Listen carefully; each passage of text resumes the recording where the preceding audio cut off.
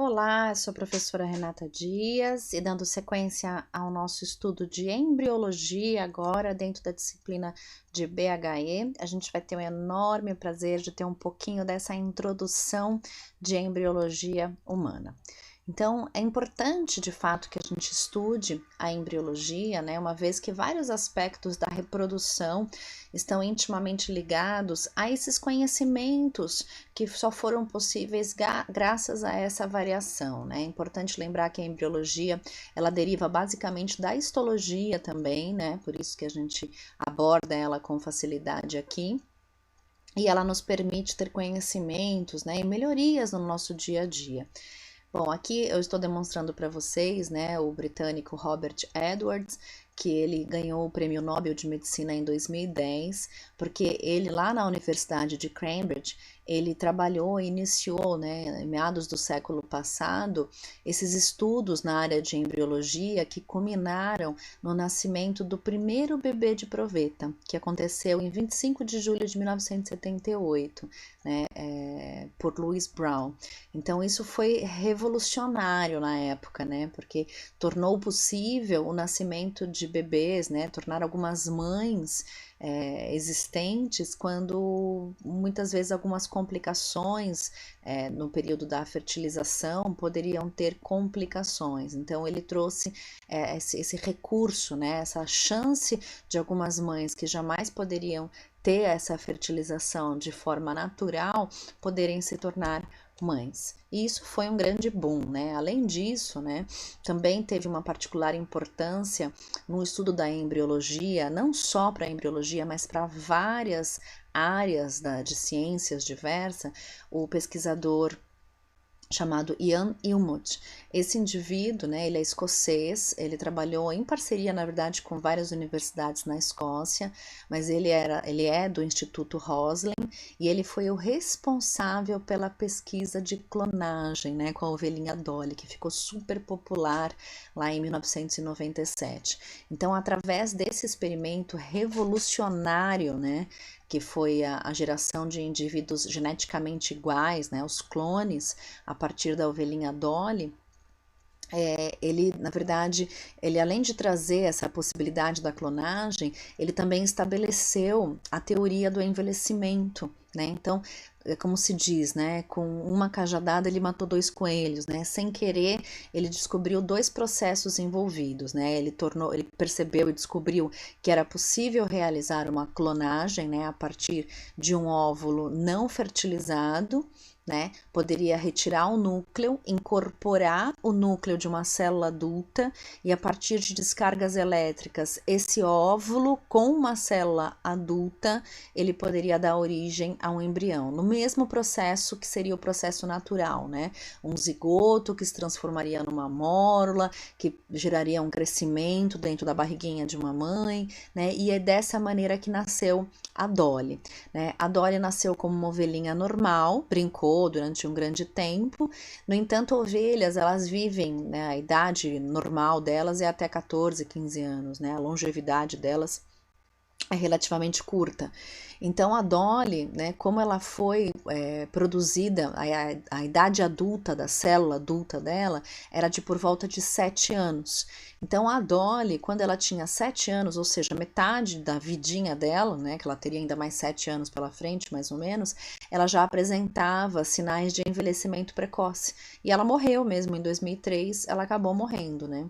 Então veja, ela viveu 6 anos, né? Mais ou menos, né? Quando na verdade uma ovelha ela chega a viver 14 anos, então 13, 14 anos. Então isso demonstrou que a nossa idade ela está no nosso DNA. Então não tem como a gente modificar esse padrão, né? Uma vez que a célula é gerada, a idade cronológica ela já é sentenciada, né? Ela já é, na verdade, já dá o início ao processo do envelhecimento. E daí surgiram as teorias, né? Do dano do reparo a cada mitose, por isso que essa ovelhinha não conseguiu viver muito tempo, né? E a gente já falou a respeito disso, inclusive, lá no comecinho das nossas aulas, né? A respeito desse envelhecimento. Bom, Além disso, né, todas essas teorias, inclusive envolvendo a clonagem, ela também tornou possível a terapia com células-tronco, porque a gente percebeu que existiam células que tinham velocidades de multiplicação distintas, tinham células que eram capazes de gerar qualquer tipo de tecido quando se obtinha essa célula na idade fetal, mas ela poderia ainda dar origem a qualquer célula na idade adulta, porque na verdade a gente percebeu que existiam tanto as células pluripotentes, quanto totipotentes, quanto células, dependendo da origem delas, né? A gente sabe que totipotente, por exemplo, é muito comum no cordão umbilical, né? A pluripotente na polpa do dente, por aí vai. Isso foi também revolucionário, porque a partir dessas células tronco foi possível, por exemplo, fazer um transplante de medula óssea, sendo que esse doador ele poderia doar exclusivamente essas células tronco, né? E não propriamente células adultas. Bom, mas nem sempre foi assim, né? A cronologia, né? O estudo histórico da embriologia, ele evoluiu muito nos últimos anos, principalmente nesse último século, né? Mas no passado era tudo muito diferente. Então, quando a gente olha um pouco para a história da embriologia, né? No passado, acreditava-se lá por volta de 1400 anos antes de Cristo, acreditava-se que a origem de um humano, ele era dado, né? Um embrião, ele surgia na verdade, da mistura do sangue com o sêmen, né? Durante muitos anos, muitos séculos, na verdade, acreditava-se que quem gerava um novo ser era exclusivamente o homem, né? E que a mulher ela era um ser exclusivo para carregar esse bebê, mas que toda a responsabilidade genética, por exemplo, ela era só do homem, né? E que quando gerasse um novo ser, ele seria a cópia daquele homem que o gerou, né? Porque eles já sabiam nessa época que o ato sexual tinha importância nisso, mas eles não sabiam da relação entre as células. Então, entre mais ou menos 5 a 2 anos antes de Cristo, os gregos eles acreditavam que a natureza da ave ela se assemelha à do homem, né? Hipócrates dizia isso. Bem como Aristóteles dizia que o sangue materno, após ser ativado pelo sêmen, forma uma massa informe com alma e todas as partes corporais. Então veja que Aristóteles ainda confirmava essa história de que o sêmen do homem ativava o sangue da mulher, né? Então era totalmente dependente daquelas características do homem para poder dar origem a um novo ser, né? E ainda por muitos anos continuou dessa forma, né? Então, por exemplo, lá por volta de 400 a 1500 anos depois de Cristo, na Idade Média, ainda se acreditava muito que os seres humanos eles eram produzidos a partir de uma secreção do homem e da mulher. É claro, nessa época ainda não tinha aquela ideia de que existiam células propriamente ditas que poderiam se unir para dar origem a um novo ser, né? Então, ainda na época lá de Leonardo da Vinci, quando ele ainda pintava lá a Mona Lisa, ainda se acreditava nessas questões, né, de que a determinação a determinação da existência de um novo embrião, ela estava totalmente vinculada ao homem, né, apesar de em 1672, com o uso do microscópio, já foi possível, inclusive, determinar os folículos de Graafi, né, que são super importantes para a maturação dos nossos óvulos. Então aí eles começaram a olhar que existia alguma célula também na mulher, né, que não era só uma secreção.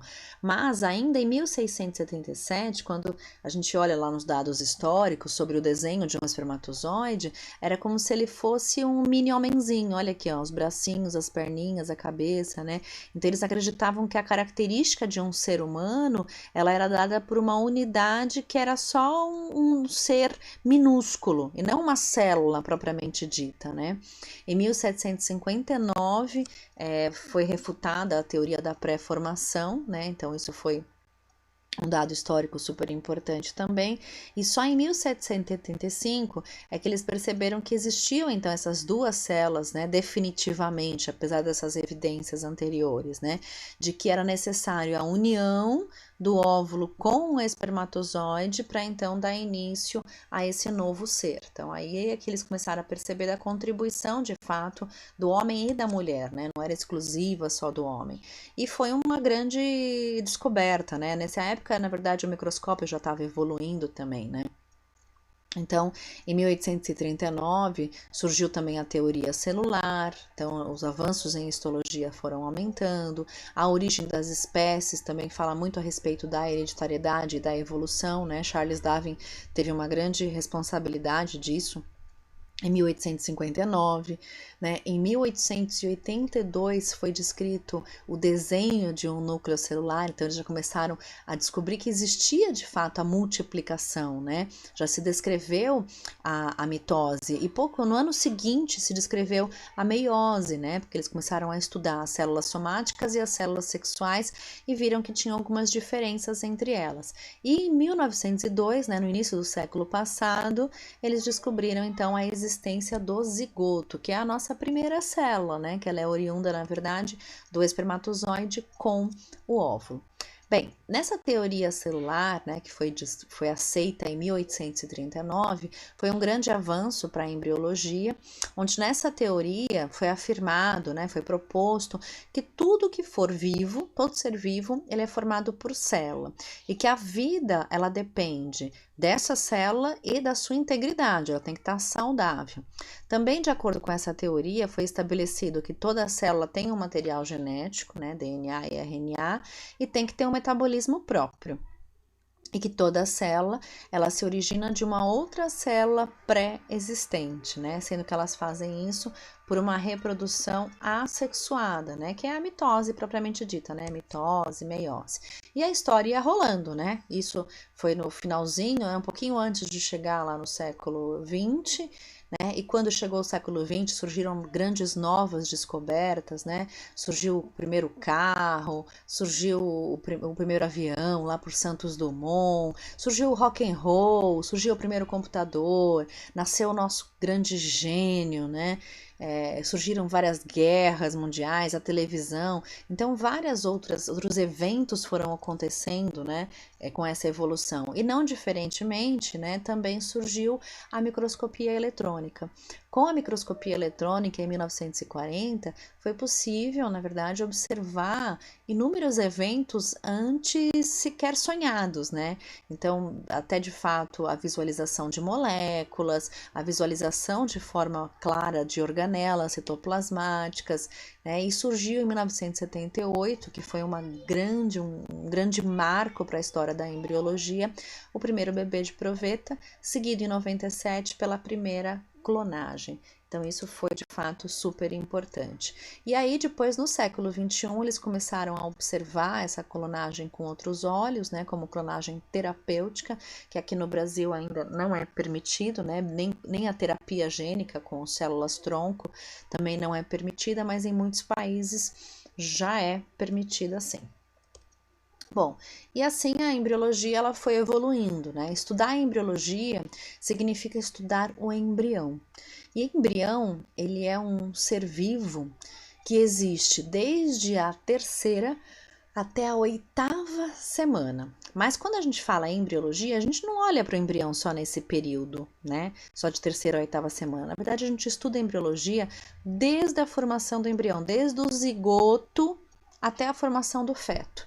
Digo mais, que na embriologia, às vezes, a gente estuda até o período pós-natal, porque às vezes a gente quer ver qual é a influência de determinados eventos nesse embrião que podem refletir em alterações mesmo após o nascimento. Então, a embriologia, ela engloba tudo aquilo que está relacionado ao embrião, ok? Então, para isso, né, a gente observa como que os espermatozoides se encontram com o óvulo, aqui seria num período pré-natal, né, também, pré-concepção, como que ocorre todo esse período da gestação, né, como que esse bebezinho, ele se desenvolve lá no útero da mãe, até mesmo o nascimento, o pós-natal. Então, o que a gente vai estudar aqui dentro da embriologia? A gente estuda todos esses eventos que envolvem a formação do embrião, né? Então, desde a fertilização, a gametogênese também, né? Que é a formação das gametas, tanto femininas quanto masculinas, a formação dos discos embrionários, do embrião humano, dos tecidos, os eventos teratogênicos, tudo isso é estudado dentro da área de embriologia. E para isso, a gente precisa conceituar e conhecer alguns termos. Então, por exemplo, período pré-natal é tudo aquilo que diz respeito a antes do nascimento. Zigoto. Zigoto a gente sabe que é a nossa primeira célula, aquela que é formada pelo espermatozoide unido com o óvulo, né? Então é quando esse óvulo e o espermatozoide eles passam a caminhar juntos, né? Por isso que significa andar junto.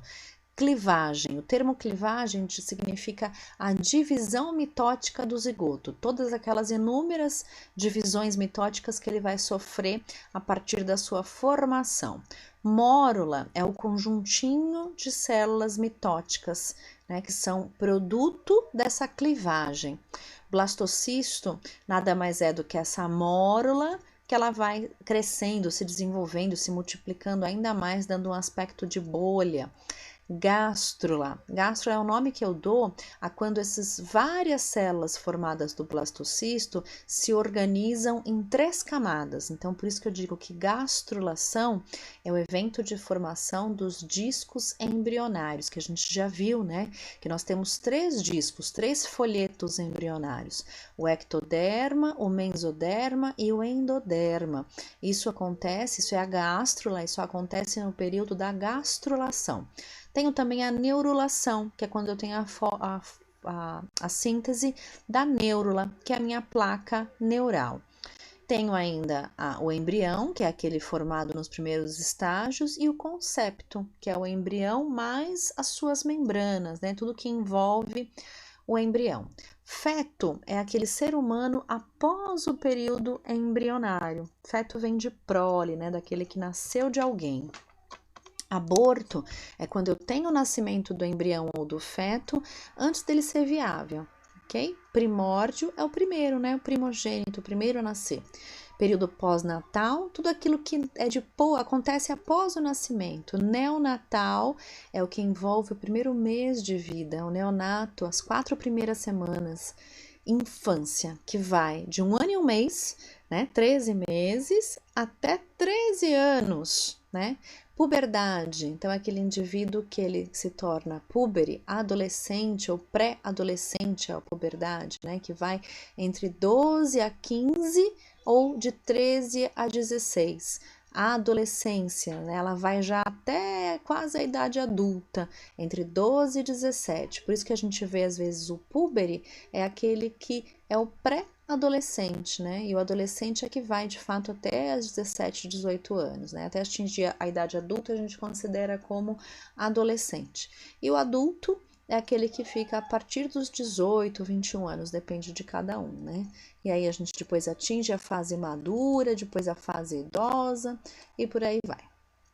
Bom, para estudar embriologia, a gente tem que relembrar alguns aspectos da anatomia, né? E dividir os nossos planos entre o sagital, que divide os 2 lados do indivíduo, né? O plano frontal, que divide entre o ventre e o dorso, e o plano transversal, que podem ser diversos, né? Que fazem os diversos cortes transversais. Então, quando a gente estuda embriologia, a gente estuda o embriãozinho, então a gente faz lá o plano frontal, dividindo o ventre do dorso, né? Pode chamar também de plano coronal. Eu tenho o plano sagital, que divide em metades, né? Então, ele divide o corpo em 2 metades, direita e esquerda, e os transversais diversos. Esses cortes são super importantes quando a gente estuda a embriologia, porque a gente consegue detectar alterações no embrião quando a gente estuda o embrião nesses cortes, inclusive, caso ele venha a óbito, né? É um natimorto, um feto, né? Que não foi viável, a gente realiza esses cortes para tentar detectar quais foram as alterações. Bom, E eu vou falar um pouquinho aqui brevemente com vocês a respeito da gametogênese. Então, a gametogênese ela é um processo que leva à formação das gametas sexuais, né? E eu tenho dois tipos de gametogênese, né? A masculina e a feminina. A masculina eu chamo de espermatogênese e a feminina eu chamo de ovulogênese. Quando a gente fala da gametogênese, é importante a gente lembrar que ela envolve, então, essa formação de células especializadas, que eu chamo de gameta, ou que eu também posso chamar de célula germinativa. E elas são sempre oriundas daquele processo de divisão meiótico, é sempre por meiose. A meiose é um tipo especial de divisão celular que ocorre exclusivamente em células sexuais, células germinativas, sejam elas espermatozoides ou óvulos. Aqui, relembrando rapidamente, a gente já falou de meiose, vamos falar de novo, né? A meiose ela tem algumas divisões, né? A meiose na fase 1, na fase 2, com a intenção justamente de obter, a partir daquela minha célula que era 2N, para que eu possa reduzi-la e dividi-la em células 1N. Então, de 1 a 2N, né? Primeiro ela se multiplica, né? Forma aqui duas células 2N, depois eu reduzo e divido os seus lados equatoriais. Por isso que a partir da meiose eu vou gerar células N, mas de forma quadruplicada. Então, eu produzo 4 células na meiose. Ao invés de cada uma ter 46 cromossomos, cada uma vai ter 23, porque elas são haploides e não diploides. E aqui eu vou falar rapidamente com vocês a respeito de uma das fases da meiose, né, que é a fase de prófase 1. Nessa fase é importante falar dela, porque ocorre um evento que a gente chama de crossing over, né? Concorda comigo que se nós gerássemos sempre as mesmas células obtidas da meiose, né? As mesmas células todas iguais, e você tivesse mais de um filho com a mesma pessoa, os filhos deveriam ser iguais, idênticos, né? Porque as características genéticas seriam divididas. Mas não é isso que acontece, né? Sempre tem um embaralhamento dessas informações genéticas. E esse embaralhamento eu chamo de crossing over, que é importante para a perpetuação dessas informações, né? Para eu poder fazer uma recombinação desse material genético. Isso é fundamental, isso é importante. Então, esse evento é um dos eventos que ocorrem na meiose, especificamente na prófase, e que eu chamo de crossing over, que é o embaralhamento genético, tá? Que ocorre para essa recombinação. Bom, e como que surgem esses espermatozoides, né? De onde eles vêm? A gente sabe que os homens, né, diferentemente das mulheres, eles não nascem já produzindo espermatozoides. As mulheres, elas já nascem com um número contáveis de óvulos, no entanto, esses óvulos ainda não estão maduros quando a menininha ainda é um bebezinho. Ele só vai se tornar maduro a partir da puberdade e a cada ciclo. No caso dos homens, né, os homens, quando eles nascem, eles ainda não produzem propriamente os espermatozoides, né? Para formar o espermatozoide, ocorre uma sequência em cadeia, que é o que a gente chama de espermatogênese, que é um evento no qual essas células germinativas aqui iniciais, que eu chamo de espermatogônias, elas vão aos poucos se transformando em espermatozoides. Então, o homem, ele é capaz de a vida inteira produzir essas células aqui, né? Só que só quando ele se torna maduro, quando ele tem níveis altíssimos de testosterona, ele consegue passar dessa fase aqui e dar origem aos espermatozoides, né? Que estão aqui embaixo, ó, propriamente dito, tá?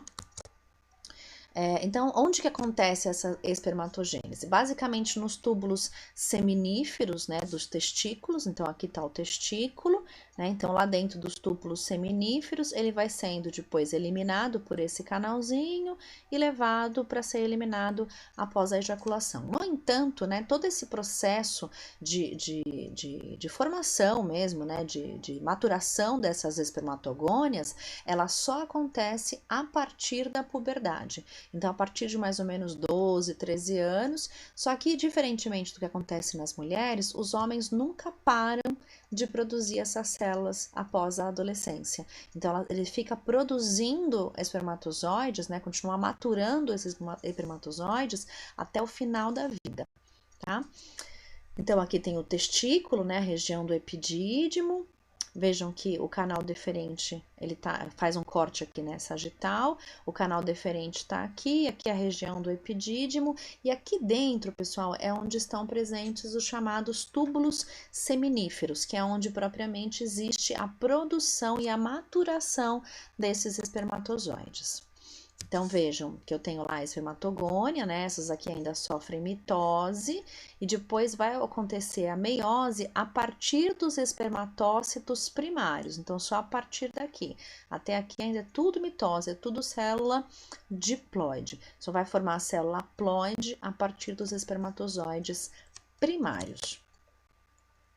Bom, e aí depois dessa fase dos espermatozoides primários, ela vai sofrer as duas fases de meiose, né, dando origem às espermátides, que assim são chamadas, que já são células haploides também, e são essas que vão sofrer uma maturação e vão propriamente se transformar nos espermatozoides, que são aqueles que têm uma grande mobilidade e que propriamente podem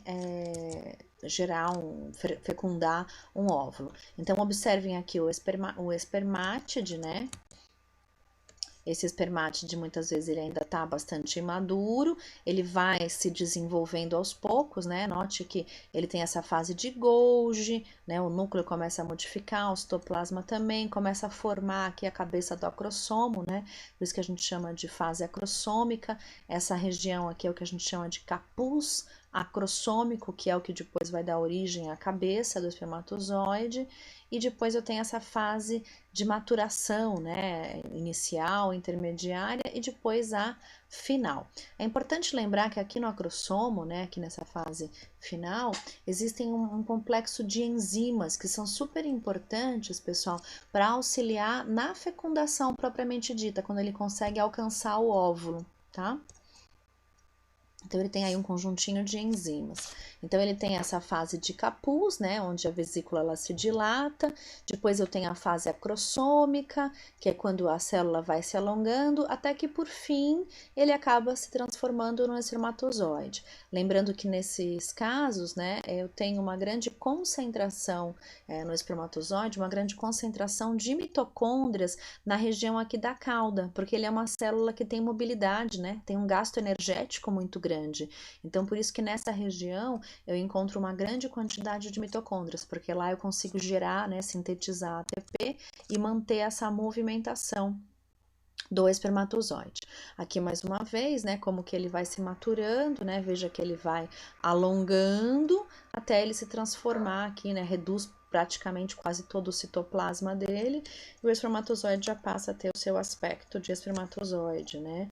Ele é uma célula extremamente móvel, né? Ele tem um movimento bastante progressivo e retilíneo. O ideal é que seja assim, né? Quando ele tem movimentos circulares, muitas vezes ele não chega a lugar nenhum. Então, isso é uma das causas, inclusive, de infertilidade. O movimento ele tem que sempre ser progressivo e retilíneo, né? E ele é produzido lá dentro dos túbulos seminíferos, que são aqueles que estão dentro dos testículos, ok? Então, aqui eu encerro a nossa aula. Na nossa próxima aula de embriologia, a gente vai iniciar essa parte aqui de ovogênese, que vai ser a nossa parte 2. Até lá!